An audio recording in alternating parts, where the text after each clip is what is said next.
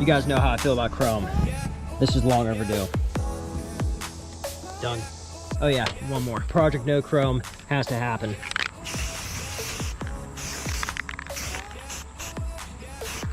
See, look how much better that looks. Operation No Chrome. Looks sick. Only one to go. If you ever want people to slow down on your street, just do what this guy did. Put a fake deer on the side of the road. Gets me every time. You guys might be wondering how I'm possibly driving my Silverado ZR2 after this happened. Yep. Literally nothing. Yep, only 5,000 miles on this machine. Drove it cross country. Was very excited to pick this up. Chevy's premier off-roader in terms of full-size trucks. Because we all know that any full-size truck would not be able to keep up with the mid-size trucks just because a lot smaller, more agile, ability to fit into smaller spaces. Little Silverado putting in some work right there. But nevertheless, very happy to have this truck. Bobby, the Silverado seems like it's driving just fine. Well, it's not. We're back to where we were essentially before the big breakdown, the big stuttering issues, same problems. You guys know all about this. The stuttering issues, loss of powers, misshifts, stuff like that. Just really weird stuff going on. Apparently common problems with the 6.2. We got some drama, which makes for good YouTube videos, but horrible private life for myself because it's a little bit more expensive. Anytime there's drama, it's typically more expensive. So the 6.2 failed on me, let me sit on the side of the road, no power, nothing. When I went to the dealership, they had it for quite a while and then told me that, hey, it is in fact your lifters that is the problem. Now, they can't explain why it was a full power cutout. The best they could tell me was like a safety thing where it's like, it's sort of what I said, where it's like, hey, the engine knows something's wrong, the computer knows something's wrong, and it's just not gonna let it turn over. I've never heard of that. You think it would throw a code or something like that, it just wouldn't shut off. So maybe there's more to this than we realize. As far as I can tell, the lifters is what the problem is. That's what they said, that's what Chevy said. I was told by Chevy to go to my local Chevy dealer to get it fixed, get a look out by their tech. This is the response they gave me, that it's the lifters. Now, why do I have the truck and why are we still having these problems? Well, that's where the drama comes in, because we have modified this vehicle very, very lightly, and we did do some off-roading with it. All this aside, no, this should not void your warranty. It's an off-road truck. It's meant to do off-road things. That's the whole marketing gimmick behind this, is that it is an off-road truck. You should be able to do off-road stuff. And also, the issues that we were having with this stuttering, misshifting was happening during the test drive. The salesman that sold it to me, I should have brought him on, or at least DM'd him, asking him like, hey, do you remember whenever we test drove this thing, how it was stuttering and skipping? Because he'd be a witness. He doesn't even work for that dealership anymore, so I'm sure he'd be down to share what he saw, because the excuse was, hey, it has to go through a break-in period. That's what they told me. But we're 5,000 miles deep. There's no break-in period. That break-in period for at least the engine to learn is done. Now, for it to be totally broken in, yeah, 20, 30,000 miles, I get that. But for it to have stuttering issues like this, that should have been long learned by the computer to solve that, and this thing be good to go. Chevy has told me that they're not covering the engine issues, or at least the dealership said that they're not going to try and push it through because of what I've done to the truck, which is put an exhaust on it, which should have no bearing on the performance of the engine. This has been happening way before. Slightly bigger tires on it, 2 more inches bigger, no lift, no engine mods, nothing like that. And they said, hey, Chevy's gonna kick this back to us. We'll get in trouble because we're warrantying something that's been manipulated. The engine's untouched. It's so frustrating. That was a big one. Did you guys hear that? That was huge. The stutter, oh my God. It's progressively getting worse. The thing I was worried about is I thought that Chevy was gonna be like, hey, we're not gonna cover this because the engine, it fired back up in the shop. There's nothing wrong with it. It's all good, because Chevy's big on making sure that something, like from what I've heard in the past, is that they want stuff to break before they fix it. It just can't be like, oh, this is a little weird. It has to totally break. That way they know that, hey, it's a big problem, or they can put it off enough to get it out of the warranty. I said that in my previous video. It's just any way for them to get clear. I don't know that. It's just what I've heard. This, on the other hand, is even worse, because they said even if it does break now, like completely, which it did, I was stuck on the side of the road, but if it does it again or anything like that, I'm responsible for the payment, which is just total crap. I love driving back through here, deer running across the road. That's a real one. That's not a fake one. Oh my God, and there comes a car. The Fusion almost hit it. They strictly said it was the modifications that were done to the vehicle. The second time now I've been screwed on a warranty. My ZR2 Colorado, they said that they weren't gonna cover that whenever the wheel speed sensor was ripped out on a trail while off-roading in an off-road truck.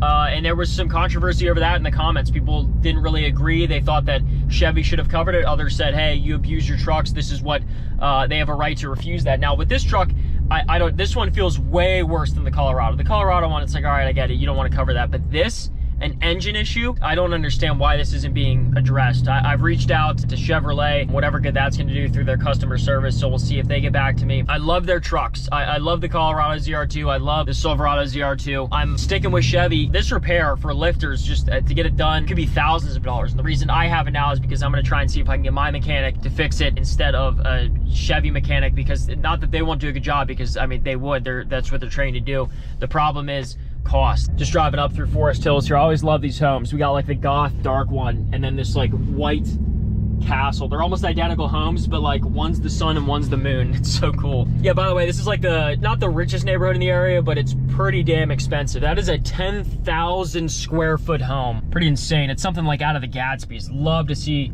the inside of some of these homes. Yeah, GoPros suck, but you can see the city of Harrisburg from up here. It's pretty cool. And sorry, I know I'm sidetracked, but that whole building back there, you can barely see it. Full court basketball. I would love to live up here, but whenever these homes are paying like $13,000, $15,000 a year in property taxes, no thanks. So since this is very similar to the Colorado ZR2 incident that we had happen with warranty issues and stuff like that, let's see if Ford or Ram would cover, say, the Rebel or the Tremor if something like this happened. Hey, first off, just want to let you know I'm recording this call because my mechanic is going to want all this information. I don't want to leave anything out. I recently purchased a brand new Ranger from you guys. Was out driving on the trails the other day. I went out hunting. I used the truck just a little bit of off-roading, nothing crazy. And it seems as though the wheel speed sensor on the back rear left tire is, or wheel is no longer working. I have a bunch of sensors on it. If I took it back to the dealership, would this be covered? Could you guys pretty much guarantee that this would be covered for repairs? If you're still within your 3 years and 360,000, not 360, 36,000 miles, that's in your bumper to bumper, and that would be covered, sir.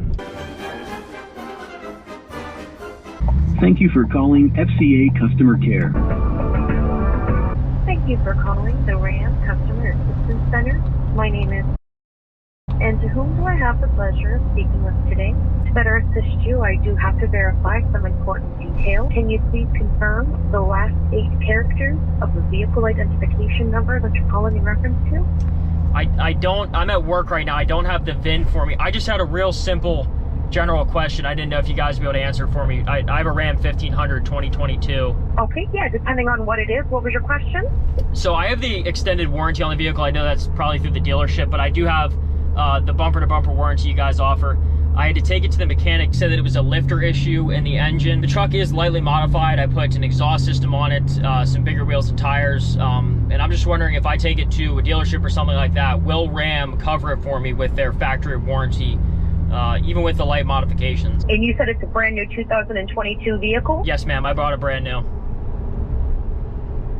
What's the mileage? 2,000 miles on it, maybe. So generally speaking, without seeing any of your information, yeah, if it's a new 2022, the powertrain is generally 5 years to 60,000 miles. Awesome. So that's what the transmission element is, a powertrain warranty. So yes, as long as you bring it to a certified dealership and they are able to diagnose it as a manufacturing defect, then you will have that warranty coverage. Anyway, there you go. Ford covers, Ram covers, no questions asked. Chevy, on the other hand, doesn't cover. It's a little disappointing. Now, this isn't from GM's mouth. This is from my local Chevy dealer saying that they wouldn't fix this. They're saying that Chevy wouldn't. Maybe I have to do some more digging here. I'm almost positive if I had, like, Chevy itself, because in my mind, dealerships are the evil ones. Chevy's not. I would do away with dealerships if I could. No offense, Matt Beaver, but it just, dealerships suck, in my opinion. Maybe it's just the dealership being weird for whatever reason, and they just, it's no skin off their nose, because they're gonna get paid regardless to have the truck fixed, whether it be from my pocket or Chevy's pocket. So maybe they're doing this just because they don't want to take a hit. This isn't Whitmore that I'm going through. It's a local dealership that's a lot closer, so that's the reason I went through them. It's just crazy that they're saying that Chevy would refuse this. Ford and Ram have now both said no questions asked. They'll take care of it for me. So that's good on both those parts. 2 American car brands that have your back, even though Mopar nowadays is not so much American. But yeah, disappointing. This is the second vehicle now I've had warranty coverage denied. Now, like I said, the Colorado, I can see it, but for this, the Silverado ZR2, what's wrong with it has been happening since day one, since I took it off the lot.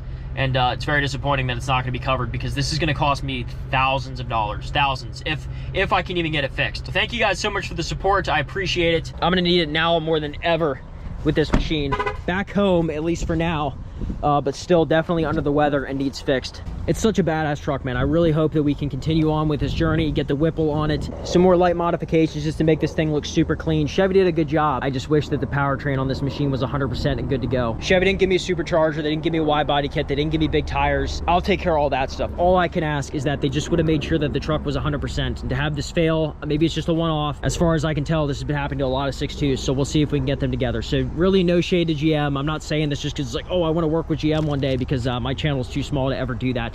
Because I love the Colorado. I'm sticking with the Colorado. Obviously, like I've said 100 times this video, I'm getting the new Colorado ZR2 and maybe the Bison even. Maybe I'll stick with them and get the new Bison. So that'll be pretty cool. So thank you guys so much for watching. Follow me on Instagram, RFRacing717. Likes are always appreciated. Say fail in the comments for GM or someone, the dealership, dropping the ball on this one and costing a loyal customer a lot of money. This is scary, man, because if this truck lets me sit or doesn't get fixed, it's not going to make it to Colorado. So it's crunch time. I have until the middle of September to get this thing fixed up, because it's got a crazy video on its shoulders that I want to make happen. Let me know down in the comments. I have no read on if you guys even want me to give away this truck. If you do, it's going to be a limited supply. Only 1,000 people are going to be able to enter to win this Colorado ZR2 fully built, all fixed up. So any damage that we did to it is all back to normal, other than like little cosmetic stuff here and there. But if you guys want to win this, let me know down in the comments so I can get a good read on how many people are probably going to enter on this, because the money from that is going to go into the new Colorado. So none of this goes for like me buying a new house or anything like that. It's all going back into the channel. So thank you guys again for watching. Get hyped, and the Silverado needs to get its freaking act together so we can get to Colorado,